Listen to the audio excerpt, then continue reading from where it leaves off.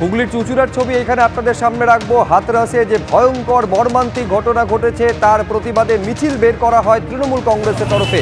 এই হচ্ছে সেই ছবি আপনারা দেখতে পাচ্ছেন যে হাতরাসে পদপিষ্ট হয়ে যে মর্মান্তিক ঘটনা ঘটেছে তার জন্য সমবেদনা জানিয়ে এই মিছিল বের করা হয়েছে এবং প্রধানমন্ত্রীর পদত্যাগ পর্যন্ত দাবি করা হয়েছে এই প্রতিবাদ মিছিল থেকে। হাতে মোমবাতি নিয়ে তৃণমূলের যারা সদস্য এবং কর্মীরা রয়েছেন তারা প্রতিবাদ মিছিল বের করেছেন হাতরাসের ঘটনার প্রতিবাদে চুঁচুড়ায়।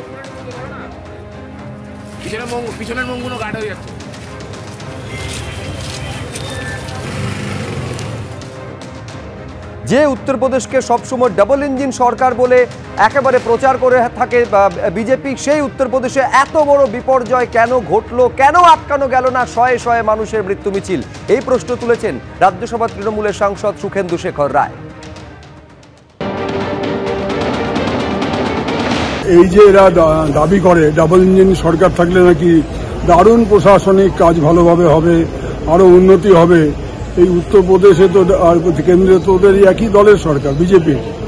তো ডাবল ইঞ্জিন সরকার থাকা সত্ত্বেও এই ধরনের মর্মান্তিক ঘটনা ঘটছে কি করে?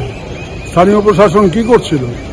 আগাম খবর ছিল না? তারা দেখতে পায়নি চোখের সামনে যে এত লোক এখানে সমবেত হয়েছে? ক্রাউড ম্যানেজমেন্টের ব্যাপারটাতে টোটাল ফেলিওর।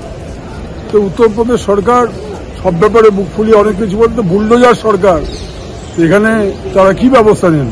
উত্তরপ্রদেশের হাতরাসের ছবি আপনাদের সামনে রেখেছি যেখানে পদপিষ্ট হয়ে মৃত্যু হলো 116 জনের।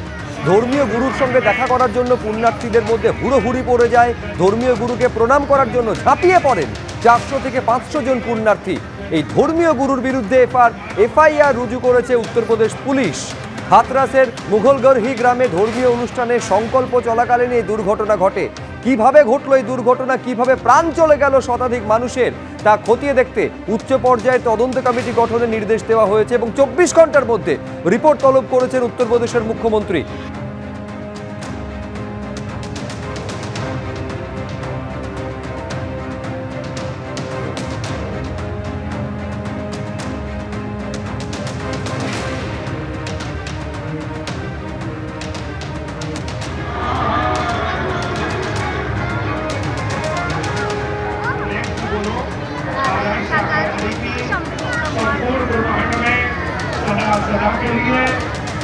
ধর্মীয় এই অনুষ্ঠান উপলক্ষে সেখানে হাজার হাজার মানুষের ভিড় ছিল। আর ধর্মীয় গুরুর সঙ্গে দেখা করার জন্য সে সময় প্রায় 400 থেকে 500 পুণ্যার্থী তারা ঝাঁপিয়ে পারেন, হুড়োহুড়ি পড়ে যায় তাদের মধ্যে এবং তারপরই এই পদপিষ্ট হওয়ার ঘটনা, যে ঘটনা ইতিমধ্যেই 116 জনের মৃত্যুর খবর রয়েছে।